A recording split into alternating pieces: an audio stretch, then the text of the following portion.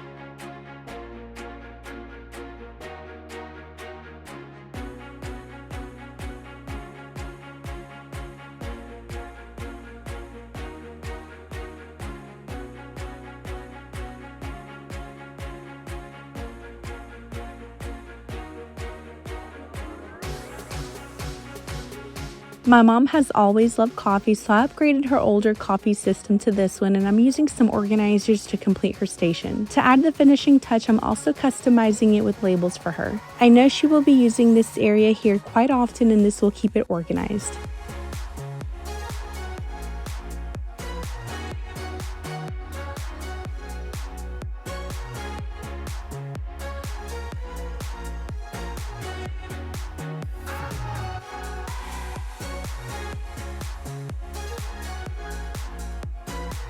For all of the customized items I made for my mom today, I'm glad to share with you all that you can do the same in your very own space or for a loved one as well. Using Cricut products are easier than you think and can be used for so many purposes. To learn more about Cricut tools that print labels or heat press designs onto different materials, I'll leave links below in my description box. Thank you, Cricut, for making my mom's dream kitchen become a reality. Now let's see how it all turned out as well as her reaction.